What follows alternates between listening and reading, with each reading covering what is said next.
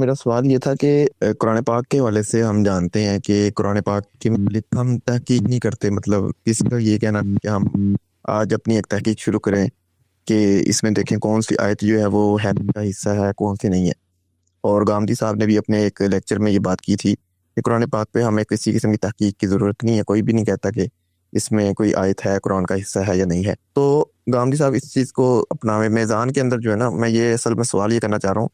میزان میں گامدی صاحب اسی چیز کو بیان کرتے لکھتے ہیں کہ سنت جو وہ قرآن کی طرح ہی قطعی ہے اور بالکل یہ امت کی جماع اور تواتر سے ہی ہم تک پہنچی ہے، آگے نقل ہوئی ہے۔ تو اب سوال یہ ہے کہ پھر کیا وجہ ہے کہ گامدی صاحب جو ہیں اس کے اندر تحقیق کرتے ہیں، پھر اس کی جو تعداد ہے وہ ہم دیکھتے ہیں اس میں ترمیم بھی ہوتی ہے۔ تو اگر یہ قطعی ہے بالکل سنت قرآن کی طرح ہی، تو اس میں پھر بار بار ترمیم کرنے کی کیا وجہ بن رہی ہے؟ یہ تو پھر ضرورت نہیں ہونی چاہیے تھی اس کی۔ دیکھیے، جس وقت یہ بات کہی جاتی ہے کہ سنت بھی قرآن مجید ہی کی طرح اجماع اور تواتر سے منتقل ہوئی ہے، تو اس سے مراد یہ ہوتی ہے کہ جو سنت اللہ تعالیٰ کے پیغمبر نے مقرر کی ہے اور اس کے لیے جو ذریعہ انتقال کا انتخاب کیا ہے وہ اجماع اور تواتر ہی ہے۔ اس اجماع اور تواتر کے ساتھ اگر انسان یہ فیصلہ کریں کہ سنت کے اسی لفظ کے اندر خبر واحد کی روشنی میں جو چیزیں نسات محمد صلی اللہ علیہ وسلم کی اسوہ کی ہم تک پہنچتی ہیں ان کو بھی شامل کرنا ہے، تو ایک صاحب علم کا یہ کردار پیدا ہو جاتا ہے کہ وہ اس اصل سنت جو اجماع اور تواتر کے ذریعے پہنچی ہے اور وہ چیزیں جو اخبار احاد میں آتی ہیں انہیں سنت قرار دے دیا جاتا ہے ان کو الگ الگ کرے۔ یہ جو کام ہے یہ سنت جو اجماع اور تواتر سے آ رہی ہے اس کے ثبوت اور اس کی تحقیق کا کام نہیں ہے، بلکہ اس اجماع اور تواتر کے ساتھ آنے والی سنت کے ساتھ جو التباس پیدا کر دیا گیا ہے، اخبار احاد کے اندر جو چیزیں بیان ہو رہی ہیں انہیں سنت کا نام دے کے ان کو الگ الگ کرنا ہے۔ ان دو چیزوں کے فرق کو آپ سمجھیں۔ یہ بالکل ایسے ہی ہے کہ قرآن مجید کے اندر قرآن کا متن تو اجماع اور تواتر سے منتقل ہوا ہے، لیکن خود رسالت محمد صلی اللہ علیہ وسلم نے ابتدائے نزول میں اس چیز کی اجازت دی لوگوں کو کہ وہ اپنے اپنے لہجوں میں قرآن مجید پڑھ سکتے ہیں۔ اسی طریقے سے کہیں کوئی آیت کے اندر لفظ ان کی زبان پر نہیں آ رہا، یا عذاب کی آیت جو ہے وہ مغفرت کی نہیں بن رہی، مغفرت کی عذاب کی نہیں بن رہی، تو اس میں کوئی چھوٹا موٹا تبدیلی پڑھنے میں اس موقع پر ہو رہا ہے عبوری عہد میں، تو اس کو گوارا کریں۔ لیکن ہم نے یہ دیکھا کہ لوگوں نے انہیں بھی منتقل کرنا شروع کر دیا۔ اس وقت جو آپ کو پوری قراتوں کی بحث نظر آتی ہے اور لوگ مختلف قراتیں پیش کرتے ہیں، ان کی بنیاد پہ احکامات اخذ کر رہے ہوتے ہیں، تو وہاں پر بھی یہ ضرورت پیش آتی ہے کہ کوئی صاحب علم اٹھے اور وہ یہ کہے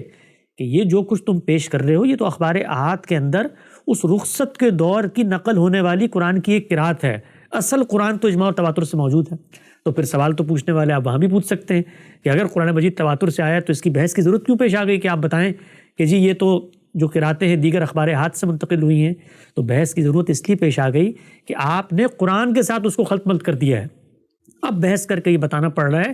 کہ یہ اجماع اور تواتر سے قرآن آیا تھا اور یہ اخبار احاد کی روشنی میں نقل ہونے والی قرآن کی مختلف لہجے اور عبوری دور کی قراتیں ہیں جن کو خود قرآن نے پڑھنا منسوخ کر دیا ہے، ختم کر دیا ہے، حکم آ گیا ہے۔ تو یہ بحث اس پس منظر میں ہوتی ہے۔ وہ اصل چیز اپنی جگہ پر محفوظ ہے، اس اصل چیز کے ساتھ کچھ چیزوں کو ٹانگ دیا گیا ہے، ٹیگ کر دیا گیا ہے، ان کو الگ کرنے کا مرحلہ ہوتا ہے۔ جب یہ الگ کرنے کا مرحلہ ہوتا ہے تو اس کے اندر کبھی کبھی غلطی بھی ہو جاتی ہے۔ قرآن کے باب میں یہ غلطی اس لیے نہیں ہو سکتی اصل اور یہ جو باقی قراتیں ان کو الگ الگ کرنے کی، اس لیے کہ وہ مابین الدفتین مکتوب ہے، لکھا ہوا ہے۔ سنت جو ہے وہ تواتر عملی کا حصہ ہے اور مسلمانوں کے علم کا اس پر اجماع ہے۔ تو وہاں پر جب آپ بالکل سامنے دیکھتے ہیں تو بظاہر کچھ چیزوں کے بارے میں تاثر ہوتا ہے کہ ان کو تو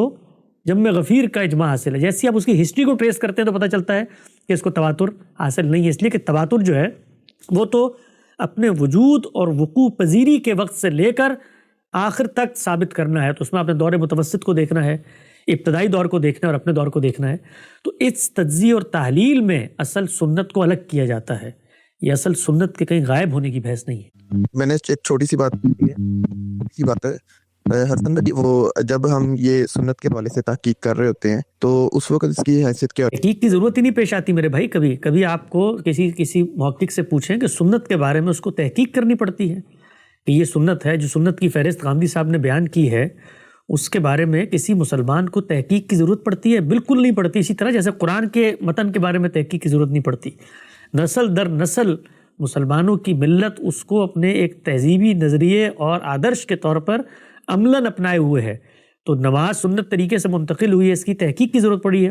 تحقیق کی ضرورت ہمیشہ دو پہلوؤں سے پڑتی ہے. اگر آپ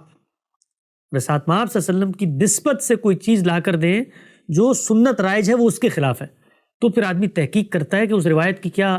حیثیت ہے، یہ جو عمل ہم کر رہے ہیں ذرا اس کو دوبارہ سے ویریفیکیشن کے اس مرحلے سے گزار لیں. یا پھر خبر احاد کے اندر جو خلط مبث ہو گیا ہے کہ ہمارے محققین نے سنت ہی کی دوسری قسم اسے قرار دے دیا ہے، ایک لفظی التباس اس سے پیدا ہو جاتا ہے، تو اس میں تحقیق کی جاتی ہے، ورنہ سنت کی تحقیق کی کوئی ضرورت نہیں ہوتی.